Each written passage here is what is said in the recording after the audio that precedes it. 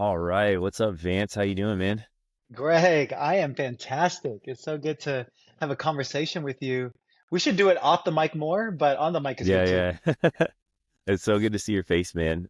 We have Vance Roush today. Vance is the founder and CEO of Overflow, which is an incredible company that's really expanding and helping churches grow what they're doing with giving and generosity in some really exciting and innovative ways. He also was a founding team member at Vive Church, which is incredible. I love watching you guys and seeing what God is doing. You were just telling me about the newest location in Frankfurt, Germany. Germany That's for wild, Jesus. man. That's It's wild. wild. It's fun. That's so awesome. I love seeing what God is doing through you guys. Vance also wrote the book, High Growth Fundraising, The Silicon Valley Way, which I even just love the title. If that doesn't grab your attention, I don't think anybody will. Vance is a great friend, and I think he is one of the freshest and most brilliant thinkers in the church today. So, super excited to chat with you today, man. Excited to learn from you. I want to ask you a few questions and we'll just have a little conversation here, see what we can pull out. But before we get too deep into any specifics, just broadly speaking, I know you're connected with a lot of churches, not just in the US, but also, around the globe. What are some things you're seeing in terms of trends or patterns that might be innovative, might be new, might be different, that have you excited about the direction of things these days? Well, AI is the hot topic, right? Yeah, And it's been fun to see, there's a fringe group that think it's the devil, right? I don't think that's everybody, right. but that's kind of funny to see. It's probably the same people that thought social media was the devil, right? Yeah, yeah. But now, like, you need to use it as a tool to grow your community, to reach more people, and things like that. I think it's going to be very similar for AI. I think we're in a season right now where people are just trying to understand how they can leverage it, right? But at a very meta level, what I'm excited about is if our iPhones, if our smartphones have made us 2x more effective as human beings, which I'm pretty sure it has to that level of magnitude, I believe AI is actually going to make us 10x more effective. Yeah. It's really interesting, right? We talk to pastors all the time, and more of those entrepreneurial pastors, I love it. They'll have like a new idea every week. Okay. Right. And it's so funny because a lot of times where it stops is, man, I wish I knew how to code, or I wish I had access to an engineer to be able to build that app, to build that solution that's in my heart, that is in my mind, that I feel like God's given me. And I think it's going to be possible through AI, where you're literally going to be able to just prompt an LLM or a model and be able to literally create a YouTube like app, a Netflix like app in 2 hours by Wow. just talking to it. And I think we're like 18 to 24 months away from that type of innovation. And so I think church pastors that are intentional about wanting to learn it and using just the tools that are out there like ChatGPT are the ones that are going to be able to leverage this type of technology for the kingdom, right? It's the new printing press, the same way Mm. that the printing press gave us scalability for the Bible and the Word of God. I believe we are even more than social media going to be able to see that with AI. So that's something that I've been thinking a lot about. I also think a lot about financial technology, right? So I was just in Europe, and they're even ahead of the curve with us in tap to pay, or really tap to everything, right? There's these like discs on the side of ice cream shops saying tap to review. Mm. Everything is based on tapping your cell phone, leveraging NFC enabled technology, and it's something I'm pretty convicted around, where that needs to happen in the local church. Yeah. Did you know that 30% of all giving value in American church right now is still through checks? Really? Paper.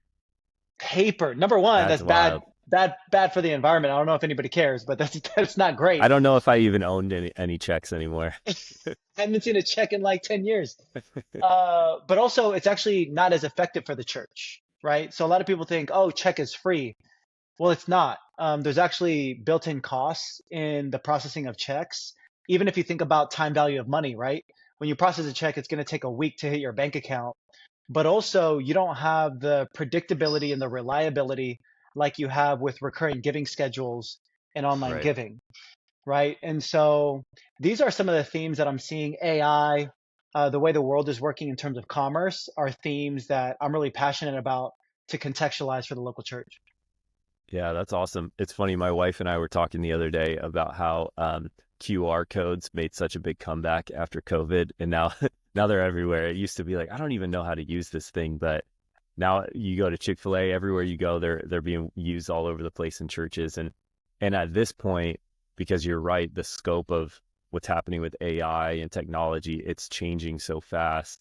It feels like even things like QR codes are like ancient, caveman technology at this point. So Yeah, what advice or kind of guidance might you give to any church leaders who they're seeing all this, they're hearing about these different kinds of tools and technologies that are available, but they're overwhelmed? yeah, Where do you even start to begin to yeah, think about, what kinds of things we be pursuing, or yeah. where should we start to look? Yeah, I think it's easy to get overwhelmed if you're stuck in comparison or if you're Mm, trend chasing, right? That's when it gets overwhelming because you're like, oh, everybody's doing it or they're doing it and it seems like they're crushing it with that. And it gets overwhelming because comparison kind of blinds you from contextualization. yeah. And so what you actually want to do is think about everything from a first principles basis, right? And so let's actually take that QR code example. QR codes definitely made a crazy comeback in the pandemic for sure. But if you think about it from first principles, it's not the optimal solution. Mm, So if you have a QR code on the screens, it's that situation where you actually have to lift up your phone and you have to signal to everybody, hey guys, I'm about to give. And right. then you have to say, hey, pastor, can you move over? Or hey, guitarist, can you move over? Because you're blocking the QR code, right? Let's think about it from a security standpoint. Let's say you put QR codes on the back of every seat. Somebody that's a bad actor can easily just recreate that sticker and Oh yeah. put their own QR code and siphon gifts, right? Because they're redirecting and doing phishing schemes to their own link, Wow. right? And so Yeah. that's why NFC technology is more secure because you can't actually crack an NFC disk as easy as masking a QR code. And then in addition, it's a more private transaction, right? So giving is actually should be a more private transaction, right? Even the Bible talks about, hey, don't let your left hand see what your right hand. So can you create a situation where the whole world is being trained on this motion, right? Can you create a situation where you allow them to do what they're already doing at Trader Joe's, at the gas station, and at, the coffee shop in church? And so when you think about it, you don't get so overwhelmed because you're like, oh, this is better for my people. Mm, I'm not trying to compare myself or trend chase, which is overwhelming, but I actually know the why behind what I'm implementing. So yeah. now I'm fired up because I'm like, oh, this is going to serve my people, right? Yeah, I love that. That's a great just rule to kind of program into how we think about this stuff is the first principle, not the trend chase.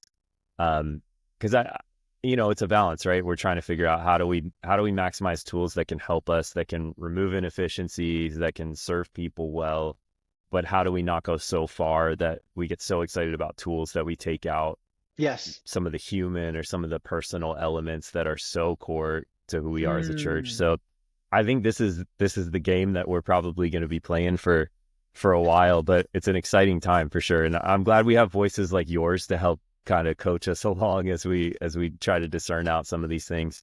I want to talk a little more specifically about generosity. That's a big piece of what you guys are fostering and resourcing Yeah. churches around at Overflow.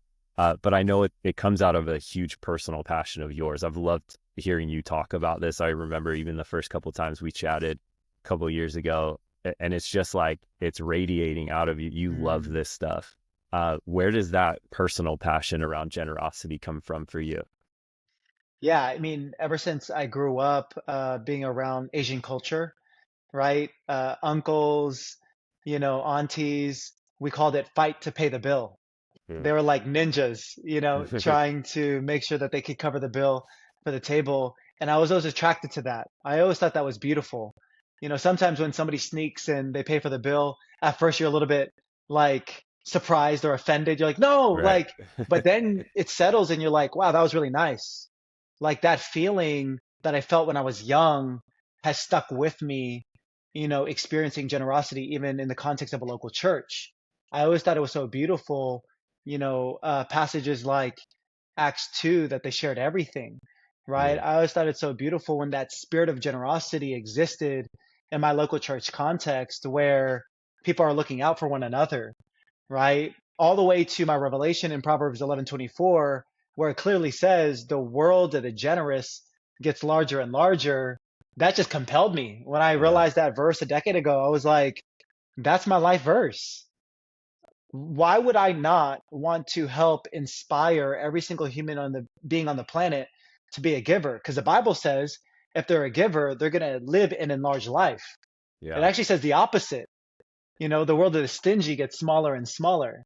And that's my lived experience. Every time I'm living like this, fearful, right, my world gets so small. Yeah. If I'm living like this, open handed, when I realize that, man, money is not a master over me because I can let it go, like it doesn't direct me, it doesn't whisper to me, hey, you can't let go of me, but I tell it where to go.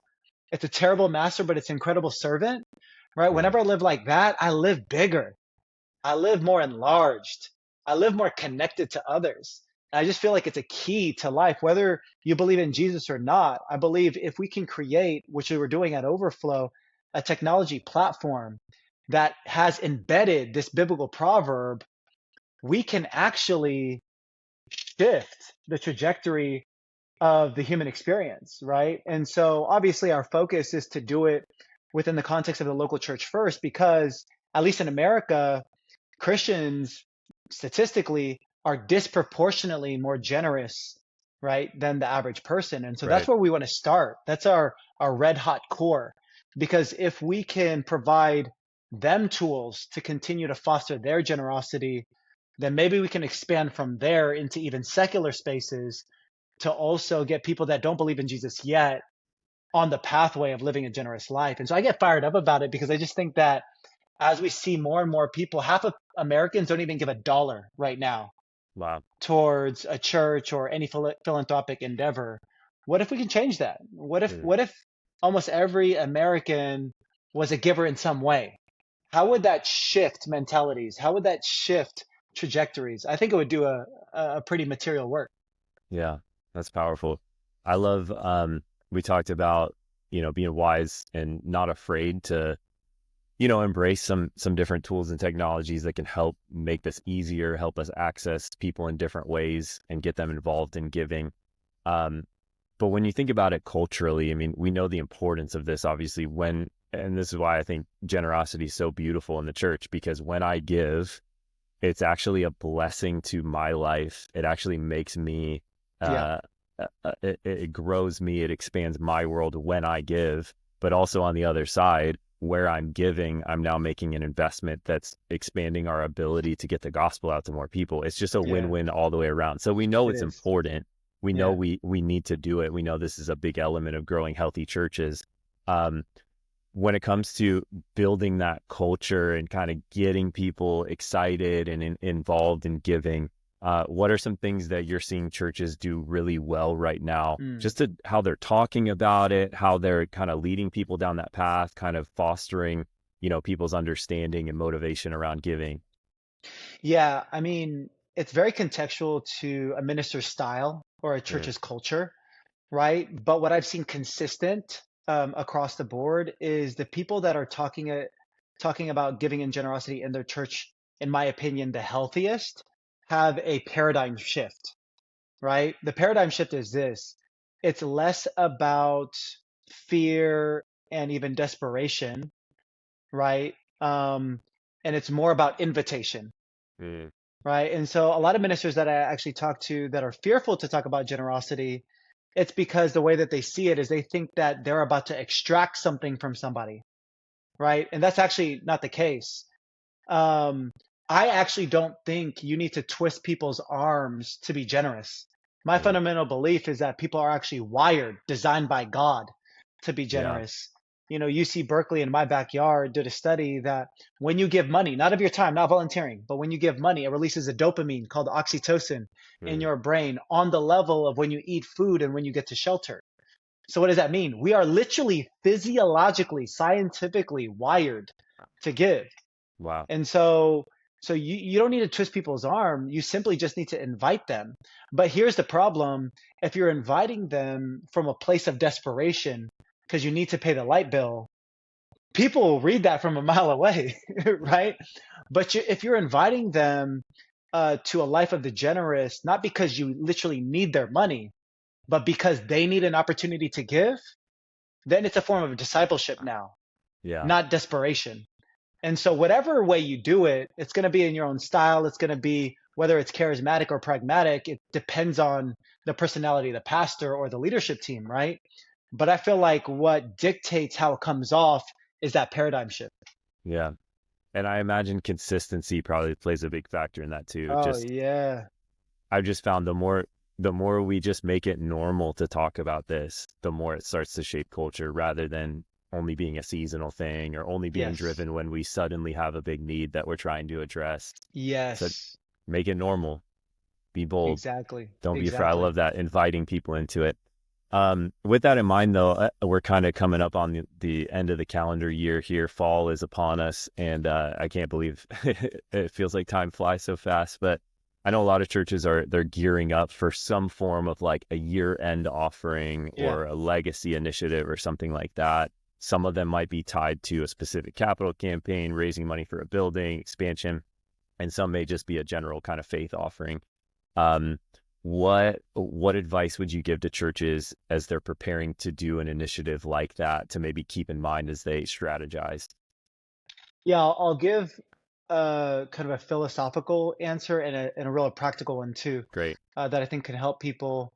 Philosophically, I think most people listening to this already know this, but just as a reminder, people will give bigger towards vision than need, Mm, right? And so, really, what is the conviction of the church's calling in that season, and to really dream big, right? And to present big and to invite big, right? Because people are drawn to vision. People want to do great things for God. At least business people do, right? At yeah. least ambitious business people want to see, hey, how are we literally going to change the world? And so if you're looking to unlock significant resources, I would get a God-sized vision for what you're going to present at year end. The practical kind of tactic that most people miss is actually corporate gift matching.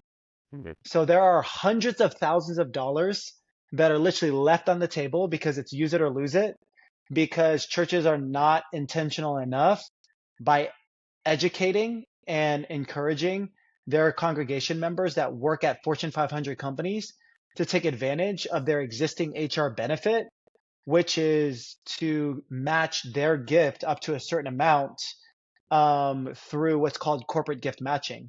And so, like companies like Disney and Apple and Google, they'll match up to $10,000, $15,000, sometimes $20,000, wow. right? Dollar for dollar, if you just simply ask your employer. And so, what I've done every single year since the beginning of Vive is make sure that we have an appeal that goes out and just simply gives them 3 sentences they can copy and paste to their employer to initiate the corporate gift match towards the church, right? And so now we have Google, Apple, and Facebook that help fund Vive, literally hundreds of thousands of dollars. Wow. That is free money just because the people that are already tithing to Vive Church simply just copied and pasted 3 sentences and sent it to their employer, right? And so that is probably a tactical thing that if people really want to unlock a few $100,000 Yeah. additionally on their capital campaign, that's probably the most low-hanging fruit way to do it. Yeah. That's brilliant. That could be a game changer for a lot of It's a people game listening right changer, now. bro. Game changer. That's huge. I love that. I want to ask you one more question, and Yeah, this has been super insightful. I love so good. the way your mind works around this topic, but I want to ask about you specifically for a moment, your growth. Like I said, I think you're an incredible and very important leader in the church right now, and I look up to you a lot. Um, when you look back and reflect on your own growth and development as a person, as a man of God, and as a leader, who is somebody that played a pivotal role in your growth? And not just who, but what is something specific that they did that helped shape you into who you are today? Mm, yeah.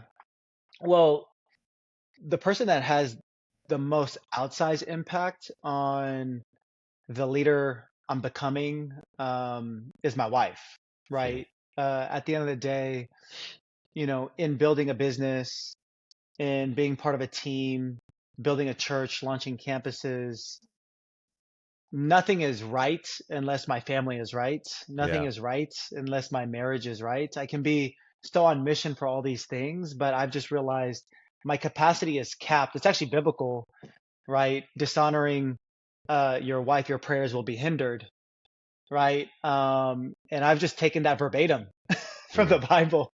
And I've really been intentional about prioritizing my marriage. And in that, I feel like the Holy Spirit has spoken to me the clearest through my wife, or the clearest through conflict that we've had to work through and overcome together. And every single time, Greg, it's translated into business breakthrough. Every single time, it's made me a better leader for my employees, for my team. Every single time, it's made me a more effective pastor and ministry leader. Every single time. mm. It's like I don't think there's been one time where I've had a breakthrough in my marriage where it hasn't overflowed into every other aspect in my leadership world, right? And so that might seem like it's in plain sight, but if somebody's listening to this and needed to hear that as a refresher, I can't encourage that enough to continue to prioritize that.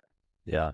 Well, it's simple, but it's powerful, Yeah, and something that we probably can never be reminded of enough. So yeah, that's awesome, man. We'll tell your wife we all said thank you so yeah. much for all that she's done and how she's helped you, I will. I will do that. because we're all enjoying the fruit of it.